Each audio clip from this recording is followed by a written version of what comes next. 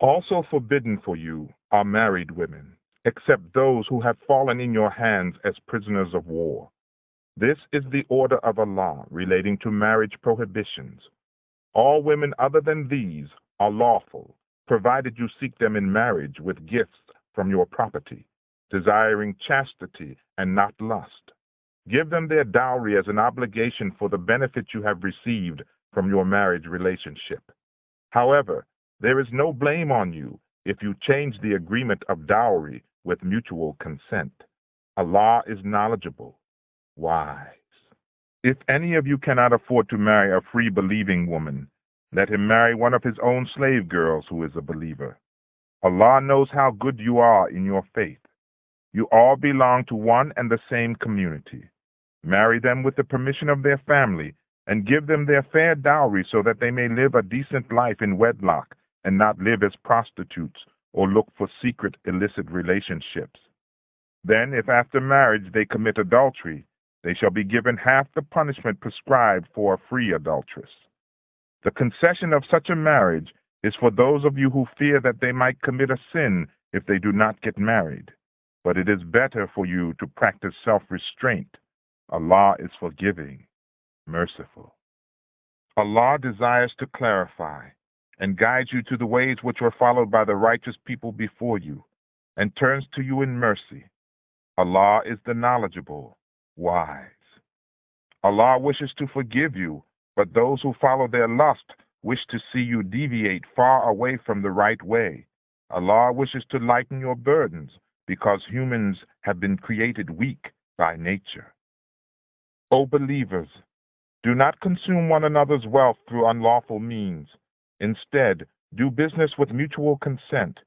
Do not kill yourselves by adopting unlawful means. Indeed, Allah is merciful to you. Anyone who commits such acts of aggression and injustice will soon be thrown into hellfire, and this is very easy for Allah to do. If you avoid the heinous sins which you have been forbidden, we will do away with your small sins and cause you to enter a place of great honor. Do not envy that Allah has given some of you more than the others. Men will be rewarded according to their deeds, and women will be rewarded according to theirs. Ask Allah for His grace. Surely Allah has perfect knowledge of everything.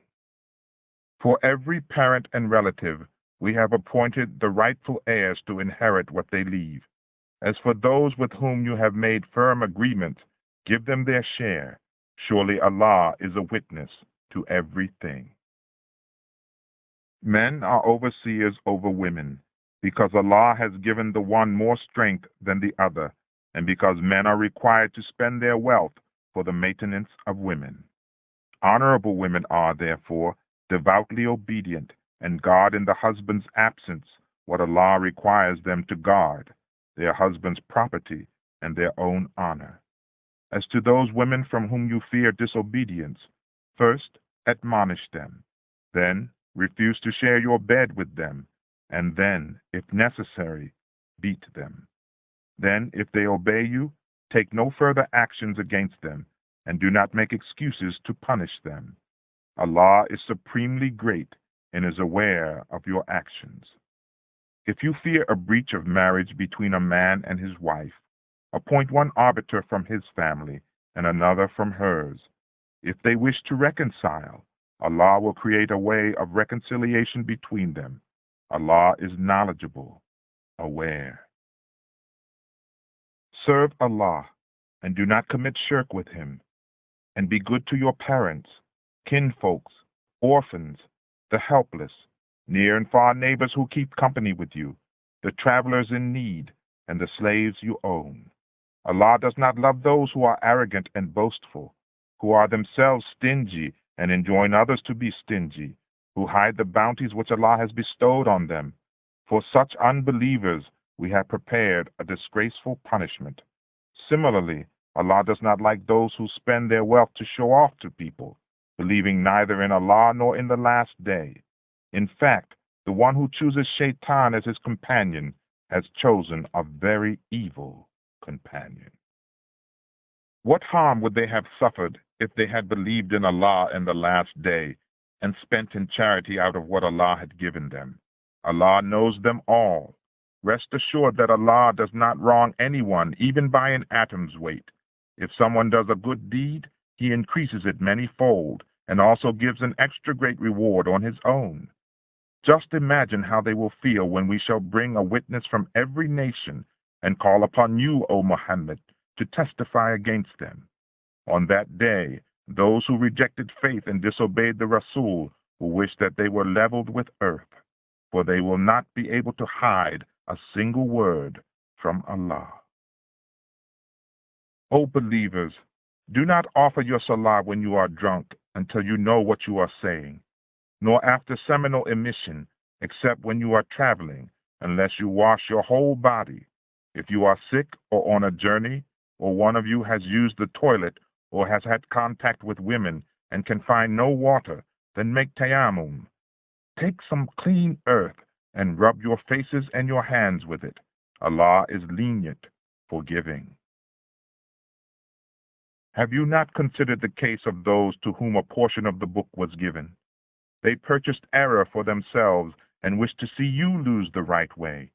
Allah knows your enemies very well.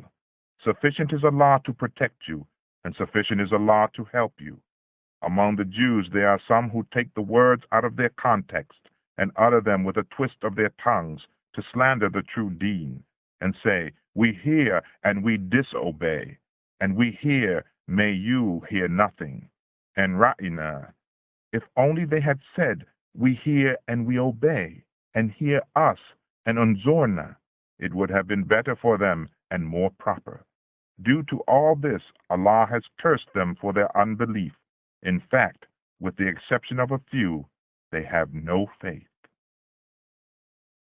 O people of the book, believe in what we have now revealed, confirming your own scriptures, before we obliterate your faces and turn them backward, or lay our curse on you, as we laid our curse on the Sabbath breakers. And remember that Allah's command is always executed. Surely Allah does not forgive shirk, and may forgive sins other than that if He so pleases.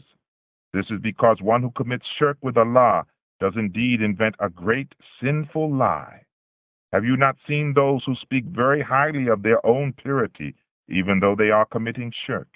In fact, Allah purifies whom He wishes. If the mushrikeen are not purified, no injustice, even equal to the thread of a date stone, is being done to them. See how they invent a lie against Allah, and this in itself is enough to show their manifest sin. Have you not seen those who were given a portion of the book? They believe in superstition and tagut, and say about the unbelievers that they are better guided to the right way than the believers. Those are the ones whom Allah has cursed, and the one who is cursed by Allah can find no helper. Do they have a share in the kingdom? If they had any share, they would have not given other people equal to a speck on a date stone. Or do they envy other people because Allah has given them from His grace? If so, let them know that we did give the book and wisdom to the descendants of Ibrahim, and blessed them with a great kingdom. But some of them believed in it, and some turned away.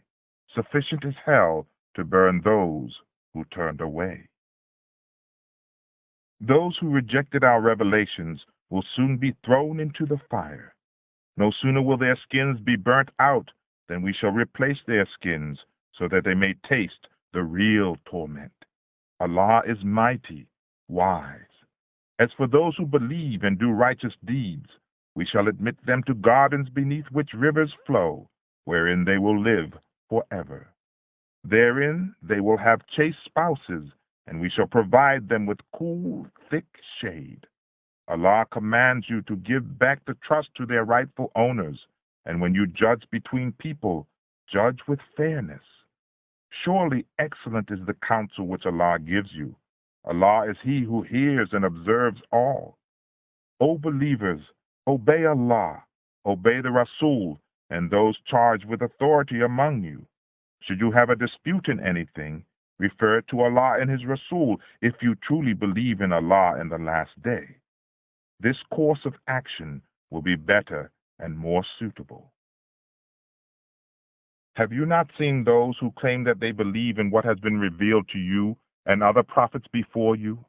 Yet they desire that the judgment be made by Taghut, though they were commanded to reject them, and Shaitan's wish is to lead them far astray into deep error.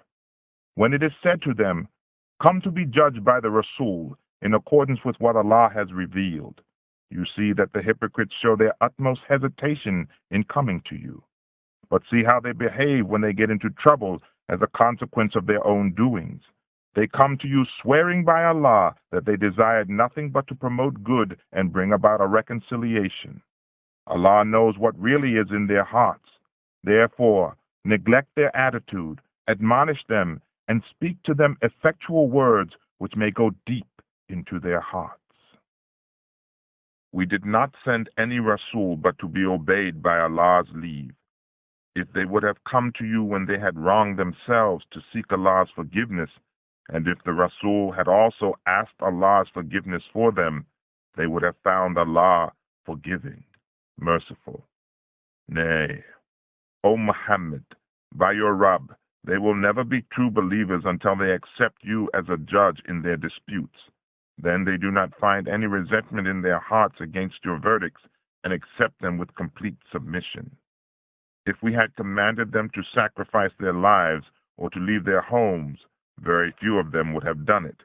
Yet, if they would have done what they were commanded to do, it would have been better for them. Not only would their faith have been strengthened, but we would have given them an extra great reward on our own, and also guided them to the right way. Whoever obeys Allah and the Rasul will be in the company of those whom Allah has blessed, the prophets, the truthful, the martyrs, and the righteous. What excellent companions they will be. This is the real grace from Allah, and sufficient is Allah's infinite knowledge. O believers, prepare yourselves for encounter, then advance in detachments or altogether as the occasion may require. There will be someone among you who will surely lag behind, so that if you face any calamity, he will say, "Allah has been gracious to me that I did not accompany them." But if you are blessed with grace from Allah, he will say, as if there was no friendship between you and him, "I wish I had been with them. I could have attained a mighty fortune." Let it be known that only those people should fight in the cause of Allah who are willing to exchange the life of this world for the hereafter.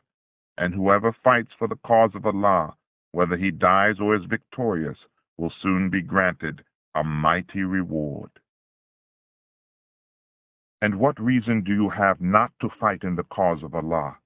To rescue the helpless, oppressed old men, women, and children who are crying, "Our Rabb, deliver us from this town whose people are oppressors. Send us a protector by your grace, and send us a helper from your presence." Those who are believers fight in the cause of Allah, and those who are unbelievers fight in the cause of Taghut. So fight against the helpers of Shaitan. Surely Shaitan's crafty schemes are very weak. Have you not seen those who were told to restrain their hands from fighting, establish Salah, and pay Zakat?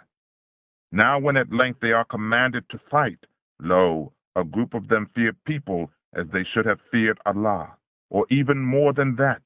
They say, "Our Rabb, why have you ordered us to fight? Could you delay its implementation for a while?" Tell them, the enjoyment of this worldly life is short. Life of the hereafter is much better for those who fear Allah, and rest assured that you will not be wronged equal to the fiber of a date stone.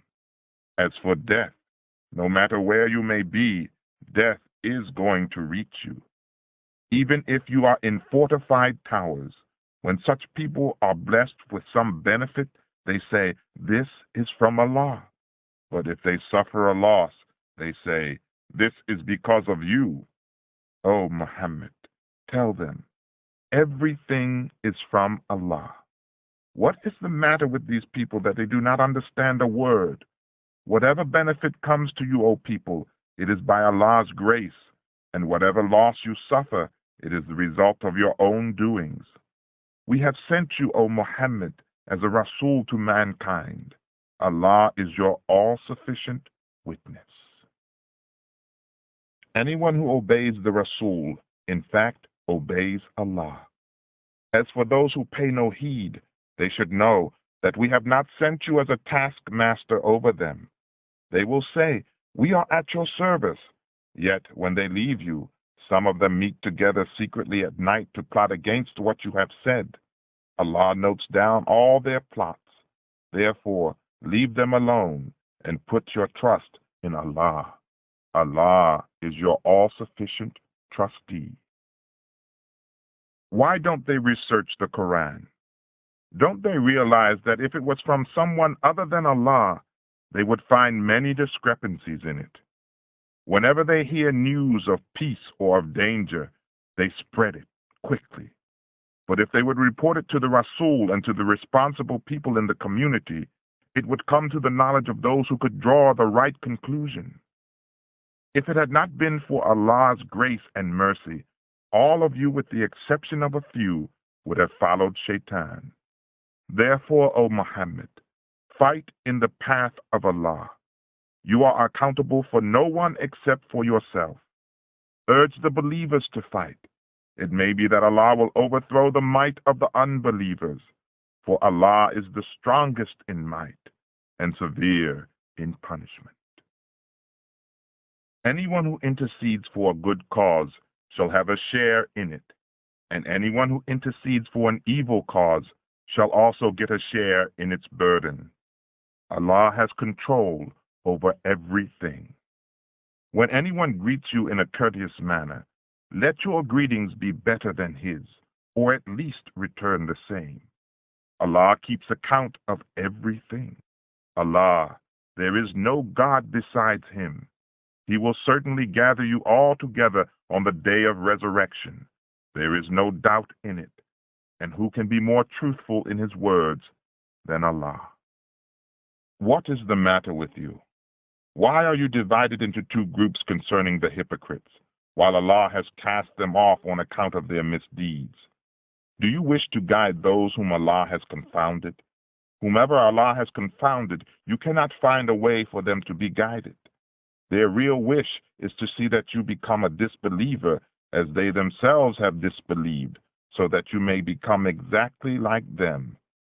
So you should not take friends from their ranks unless they immigrate in the way of Allah. And if they do not, seize them and kill them wherever you find them, and do not take any of them as protectors or helpers. The exception to this is for those who take refuge with your allies or come over to you because their hearts restrain them both from fighting against you and fighting against their own people.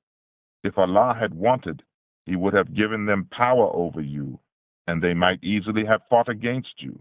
Therefore, if they withdraw from you and cease their hostility and offer you peace, in that case, Allah has not granted you permission to fight against them.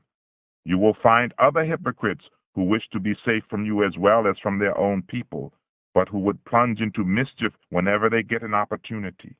Therefore, if they do not keep distance from you, and neither offer you peace nor cease their hostilities against you, you may seize them and kill them wherever you find them. Against such people, we give you absolute authority.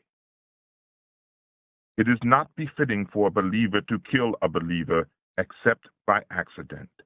And whoever accidentally kills a believer, he is commanded to free a believing slave and pay bloodwit to the family of the victim, unless they forego it as charity.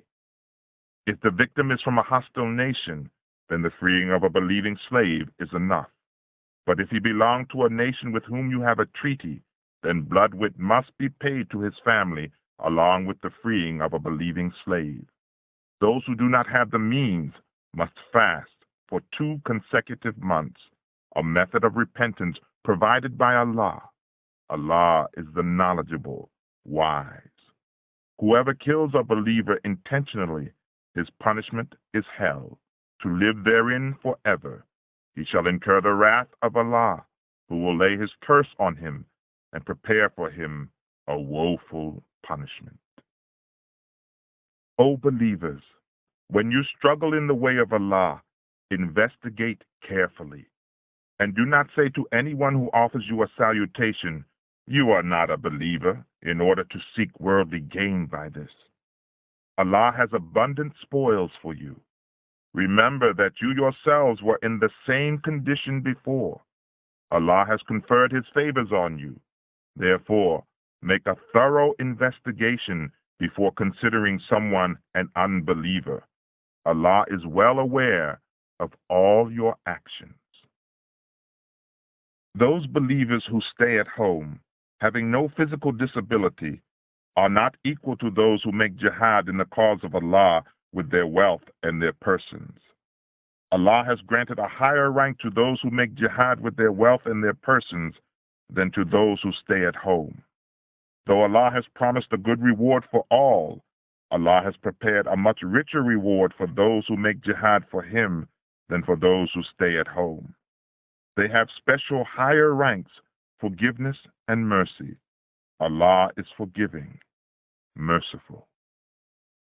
When the angels of death cause those people to die who have wronged their souls, they ask, "What was your condition?"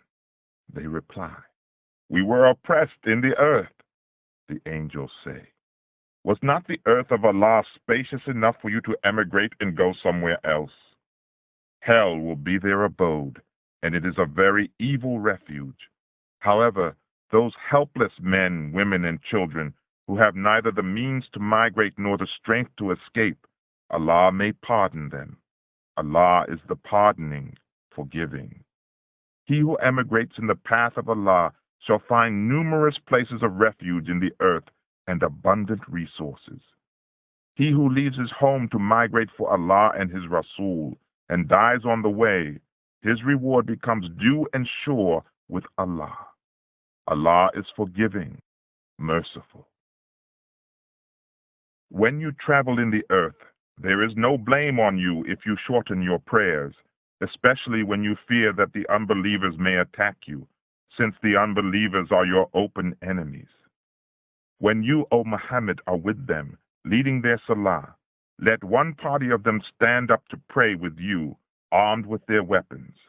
After they finish their prostrations, let them withdraw to the rear, and let the other party who has not yet prayed come forward to pray with you. And let them also be on their guard, armed with their weapons. The unbelievers wish to see you neglect your arms and your baggage, so that they could suddenly attack to overpower you all in one stroke. However, there is no blame on you if you lay aside your arms because of heavy rain or because you are sick. But you should still be on your guard. Allah has prepared a humiliating punishment for the unbelievers. When you finish your salah, remember Allah whether you are standing, sitting, or reclining. Then as soon as you are safe, establish regular salah in full. Surely salah are made obligatory for the believers at their prescribed times. Do not show weakness in following up the enemy. If you are suffering hardships, they too are suffering similar hardships. Moreover, you have hope to receive reward from Allah, while they have none. Allah is the knowledgeable, wise. We have revealed to you the book with the truth, so that you may judge between people in accordance with the right way which Allah has shown you. So be not an advocate for those who betray trust. Seek Allah's forgiveness. Surely Allah is forgiving, merciful. Do not plead on behalf of those who betray their own souls. Allah does not love the treacherous, sinful. They might be able to hide their crimes from people, but they cannot hide from Allah. He is with them even when they plot by night in words that He cannot approve. Allah encompasses all their actions. You may plead for them in this life, but who will plead for them with Allah on the day of resurrection? Or who will be their defender? If anyone does evil or wrongs his own soul and then seeks Allah's forgiveness, he will find Allah forgiving, merciful. Whoever commits a sin, he commits it against his own soul. Allah is knowledgeable, wise. But if anyone commits a crime, and charges an innocent person with it, he indeed shall bear the guilt of slander and a flagrant sin. If Allah's grace and mercy were not with you to save you from their mischief, a group of them was determined to lead you astray. They led astray none but themselves, and they cannot do you any harm.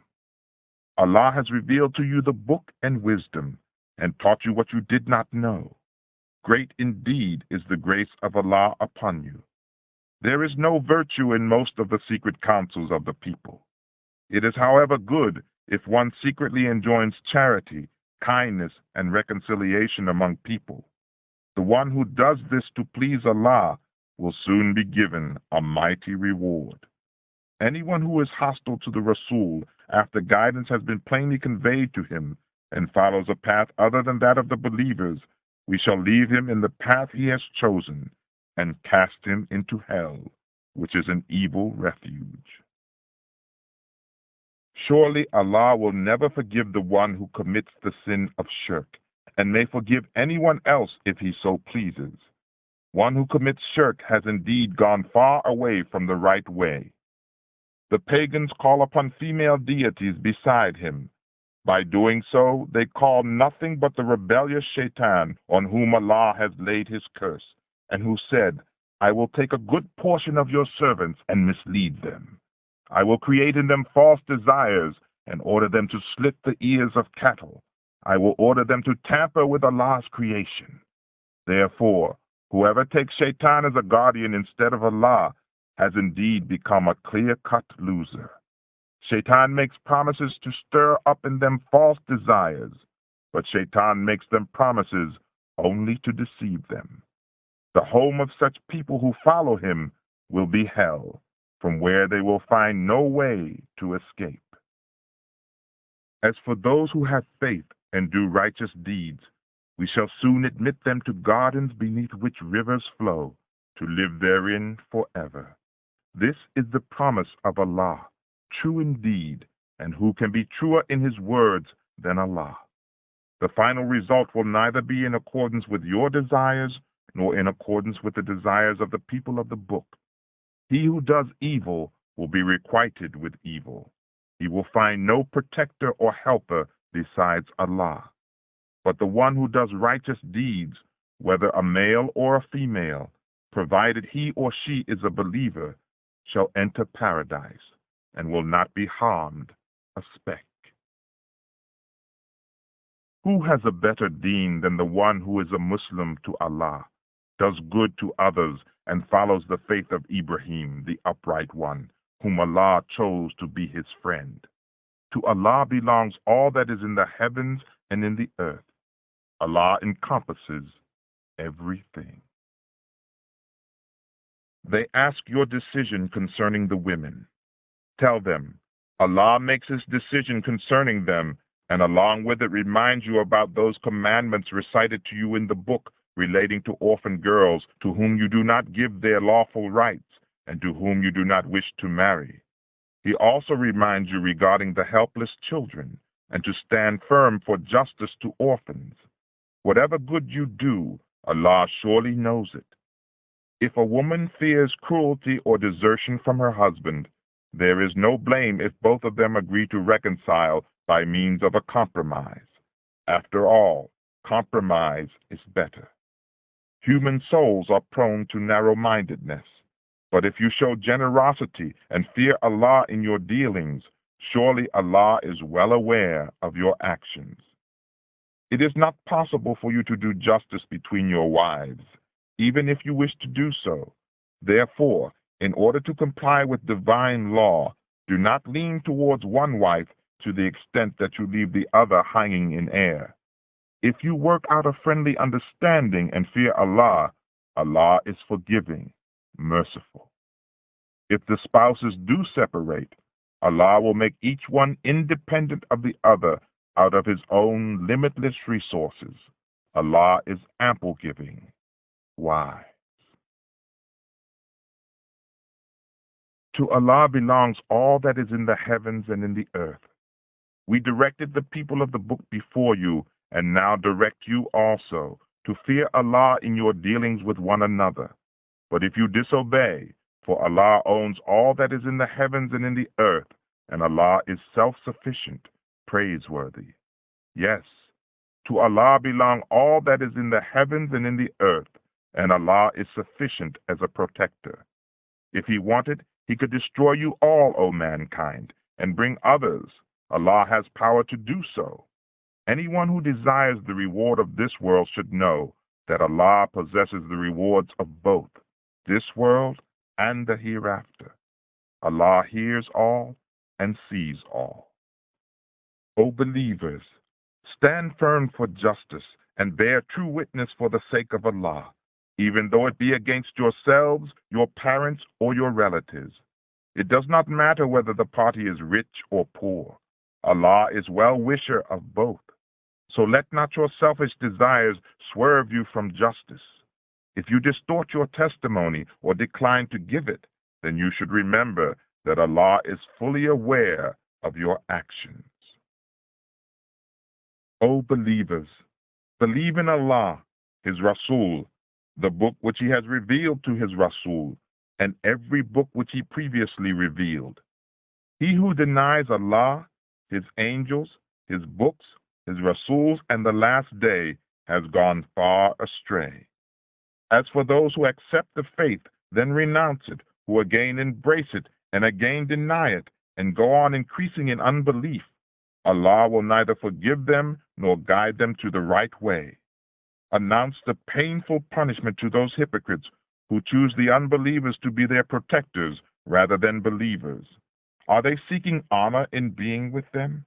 Whereas all honor belongs to Allah alone. He has already revealed for you in the book that when you hear Allah's revelations being denied or ridiculed by people, you must not sit with them unless they change the topic of their talk. Otherwise, you shall be considered guilty like them. Rest assured that Allah is going to gather the hypocrites and the unbelievers all together in hell. These hypocrites are the ones who wait and watch to see how the wind blows. If Allah grants you a victory, they say, "Were we not with you?" And if the unbelievers gain success, they will say to them, "Were we not strong enough to fight against you? Yet we protected you from the believers." Allah will judge between you and them on the day of resurrection. Allah will not leave the way for the unbelievers to triumph over the believers. Surely the hypocrites try to deceive Allah, whereas in fact He has reverted their deception to them. When they stand up for Salah, they stand reluctantly, merely to be seen by people, and do not remember Allah but a little, wavering between belief and disbelief, belonging neither to this nor to that. Whom Allah lets go astray, you cannot find a way for him. O believers, do not choose unbelievers to be your protecting friends instead of believers. Would you like to furnish Allah a clear proof against yourselves? Surely the hypocrites will be in the lowest depth of hellfire, and you will not find any helper for them. However, those who repent and mend their ways, hold fast to Allah, and become sincere in their devotion to Allah, they are considered to be with the believers. Allah will soon grant the believers a mighty reward. Why should Allah punish you if you are grateful and a true believer? Allah knows the grateful.